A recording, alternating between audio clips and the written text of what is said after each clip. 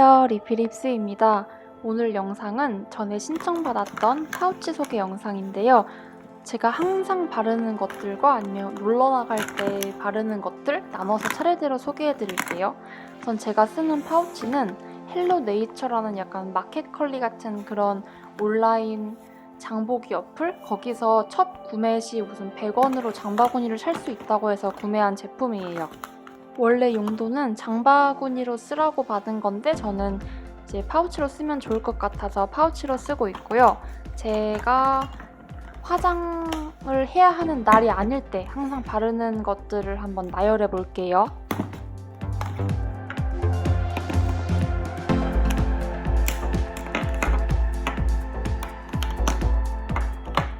스킨로션을 바르고 제일 처음 바르는 뿌리는 앤데요. 얘는 크리스탈이라는 회사에서 나온 데오드란트예요. 라벤더랑 화이트티 향이고요.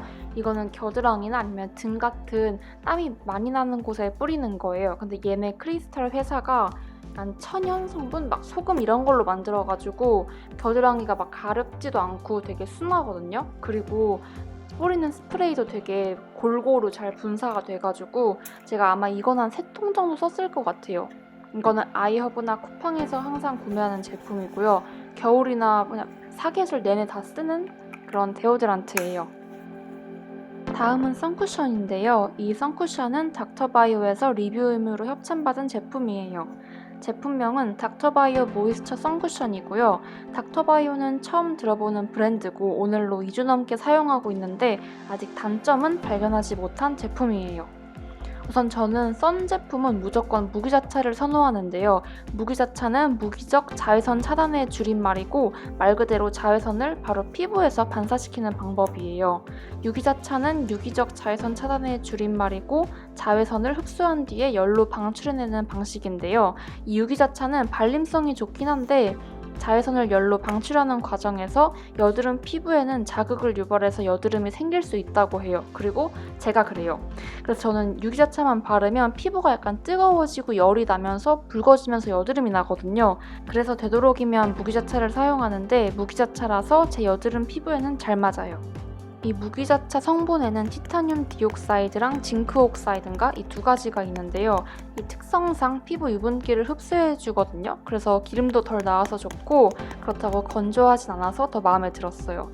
가끔 바르면 뽀송해지기보다 너무 메말라서 볼 쪽 피부가 당기는 느낌이 든 그런 제품도 있었는데요. 이건 당기는 느낌은 없었어요.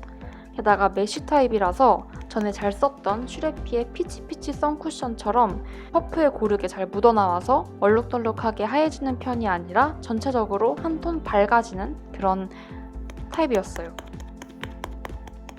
그리고 선쿠션은 피부 표현이 투명하게 돼가지고 제가 항상 다른 화장품 파데나 쿠션 같은 걸 안 쓰고 잘 쓰는데요. 가끔씩 무너질 때 더럽게 무너지는 제품도 꽤 많아요. 근데 이건 전체적으로 얼굴에 광이 돌면서 이쁘게 무너져서 약간 원래 피부가 좋은 사람처럼 그렇게 보이는 그런 느낌이 마음에 들었어요. 그동안 슈레피 피치피치 선쿠션이 단종되고 대체품을 찾았었는데 이번에 찾게 된 것 같아서 앞으로 리필을 구매할 예정인 선쿠션이에요.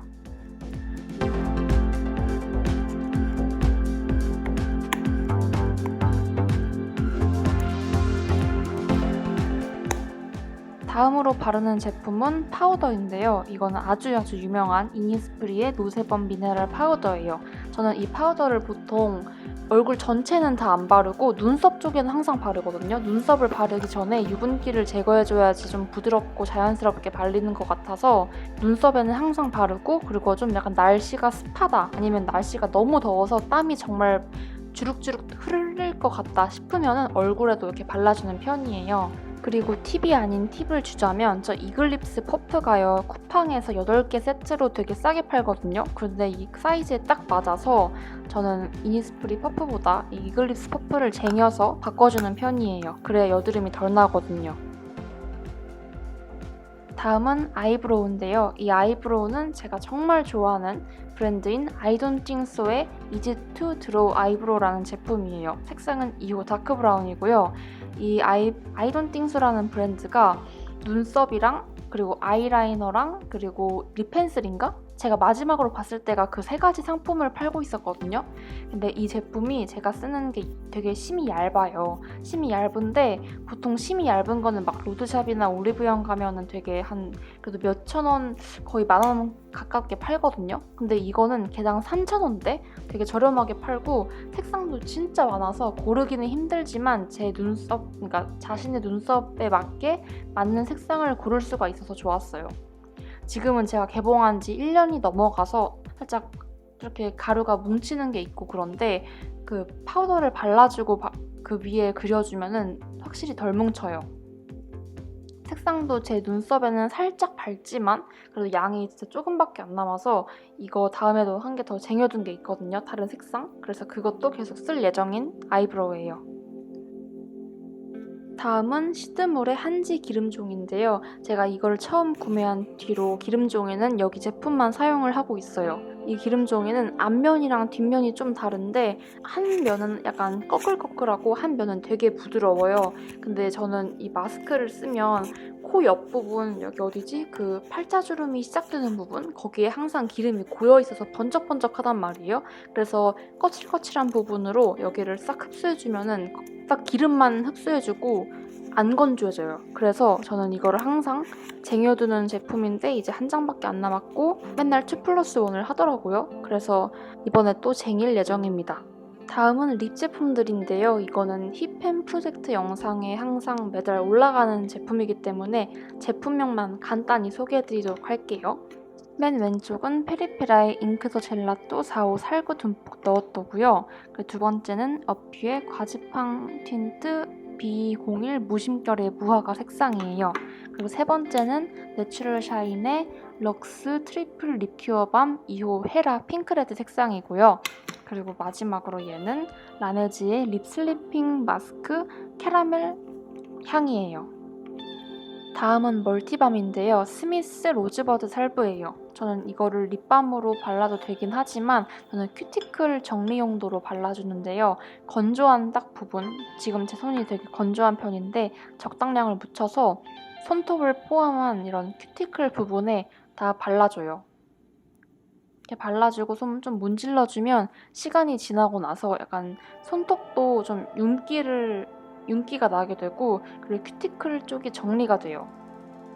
이게 그냥 기름 같아서 무슨 수분이 차서 그런 건지는 모르겠는데 이거를 꾸준히 한 3일 정도 발라주면은 이런 막 손끝에 있는 이런 부스러기? 이런 게 좀 사라져요. 그래서 좀 손톱을 관리하고 싶다. 그럴 때 집중적으로 발라주는 얘가 이거예요.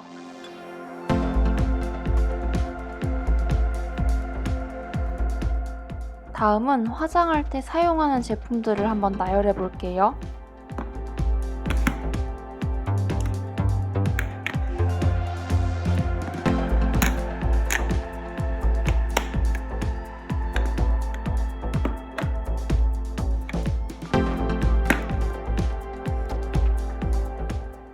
첫 번째로 화장할 때 바르는 애는 에스쁘아 제품인데요. 정확한 이름은 에스쁘아의 워터 스플래시 톤업 쿠션이에요.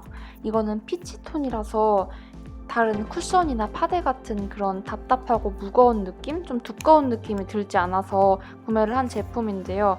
저는 선쿠션만 발랐었던지라 그래도 좀 약간 너무 화장한 티가 나서 좀 별로더라고요.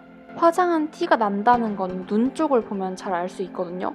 이 눈 밑에 다크서클이 커버가 어떻게 되느냐에 따라서 피부가 화장이 되게 두꺼워 보이고 투명해 보이고 이러는데 이거는 제 다크를 그렇게 가려주지 못한 그런 제품이었어요. 그래서 뭔가 손등에 발랐을 때는 되게 자연스럽고 밝게 표현이 되지만 실제로 제 얼굴에 발라보면 눈 밑에 커버되는 게 좀 약간 인위적이더라고요. 그래서 만약에 원래 파데나 쿠션을 사용하시는 분들이라면 자연스럽게 사용하실 수 있을 것 같은데 저처럼 이렇게 톤업되는 선크림을 잘 쓰던 사람이라면 살짝 두껍게 느껴지실 수도 있을 것 같아요. 다음은 브러쉬들인데요. 이 브러쉬들은 거의 다 다이소에서 구매한 제품들이고요. 저는 브러쉬를 눈이랑 그리고 블러셔 이렇게 사용을 하는 편이에요.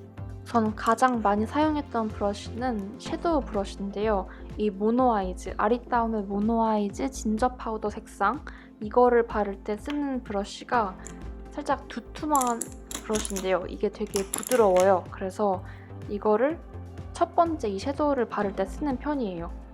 이건 제가 눈 화장을 할 때 가장 베이스로 까는 섀도우기도 한데요. 색상이 피부색이랑 많이 비슷해서 딱 그 눈가 피부톤 정리용으로 잘 써요.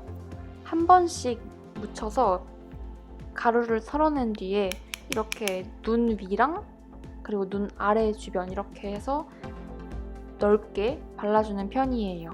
눈가 주변에 유분이 있으면 살짝 지저분해 보이기 때문에 그 눈가 눈썹뼈의 T존 부분 있죠? 그쪽에 있는 유분기도 같이 제거해주는 편이에요.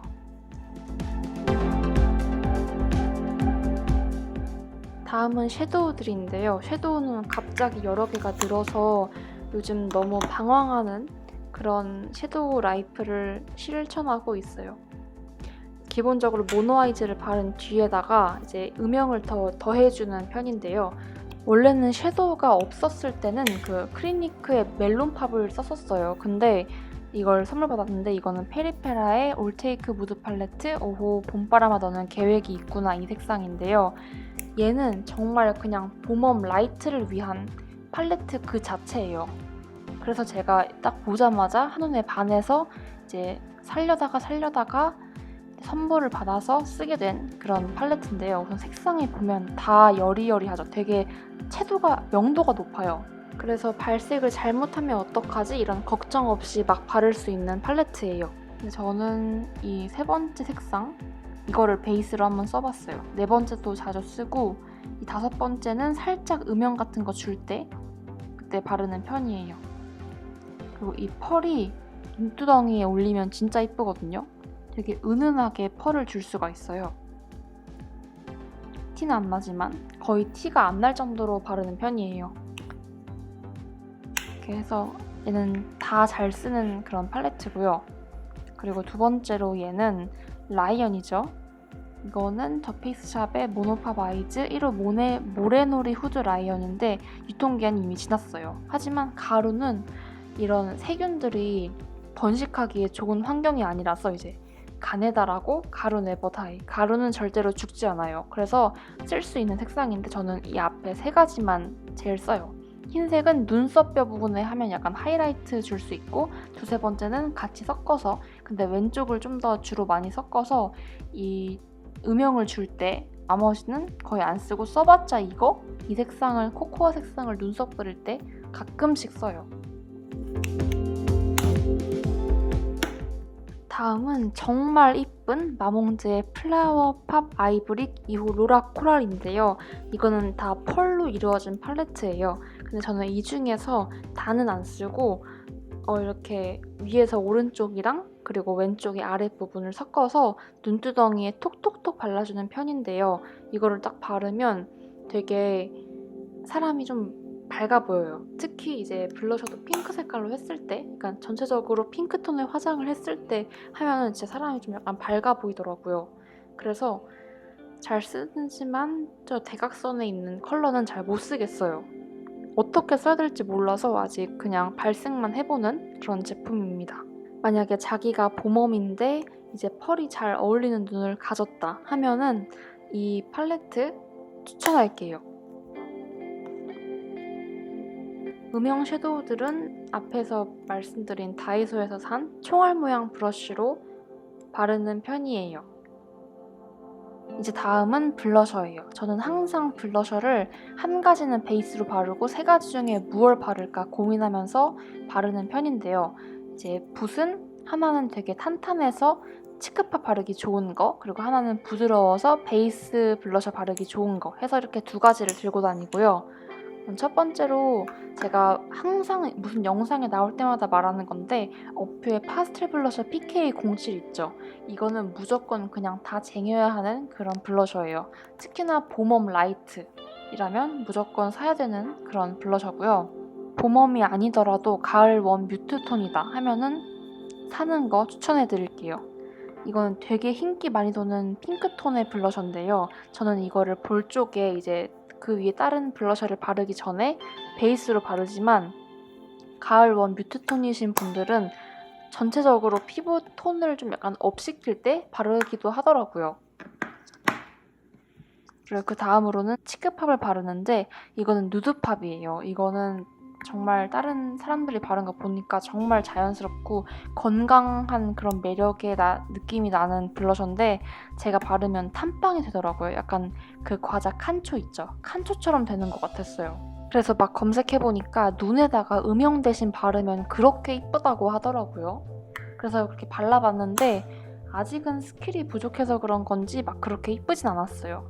조금만 더 연구해보고 제대로 사용해볼 생각입니다. 그리고 그 다음 블러셔는 2개가 남았는데요. 저는 왼쪽 거를 이 파스텔 블러셔랑 더 자주 쓰는 것 같아요. 이거는 파로 멜론팝이고요. 딱 봐도 알 수 있죠? 오래 썼다는 걸.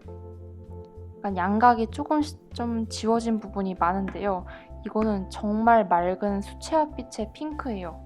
저는 이거를 언제 샀냐면 클리니크에서 치크팝이 처음 출시됐을 때 모델이 민효린이었거든요. 근데 민효린이 딱 발랐는데 너무 이쁜 거예요. 물론 모델이 이쁜 거지만 그래도 그 색상이 너무 이뻐 보였어요. 그래서 바로 구매를 했는데 저 PK07이랑 조합이 정말 이뻐서 잘 바르는 조합이고, 그리고 이 소르베 팝, 이거는 약간 발레리나 팝도 봄이 있으면 좋거든요. 근데 소르베 팝이 뭔가 더 끌려서 구매를 했던 제품이에요. 이거는 주황색이지만 실제로 발라보면 막 그렇게 주황색 같지 않은 살짝 살구색에 더 가까운 느낌의 블러셔인데요. 이거는 나머지 그 2가지 색상보다 살짝 다른 게 펄이 있는 것 같았어요.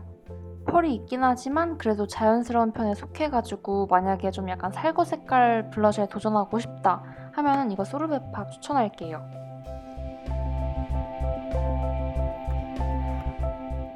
그리고 깜빡하고 안 넣었는데 이건 향수인데요. 4711이라는 브랜드의 아쿠아 콜로니아 블러드 오렌지 앤 바질이에요. 이거는 제가 처음 사고 맡아봤을 때 너무 강한데 남자 향수 아니야? 이런 생각이 들었던 향수인데요. 이거는 정말 그 잔향이 너무 좋아요. 약간 너무 더운 날, 해가 쨍쨍 더운 날이나 아니면 비가 와서 엄청나게 습한 날, 그때 바르기 정말 좋고요. 지금 꽤 많이 써가지고 반 정도? 반보다 조금 덜 남았어요.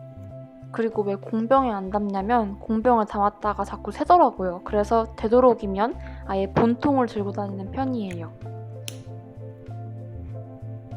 이렇게 해서 파우치 소개가 끝났는데요. 조금이라도 도움이 됐으면 좋겠어요. 그러면 끝까지 봐주셔서 감사하고 다음 영상에서 봐요. 그럼 안녕!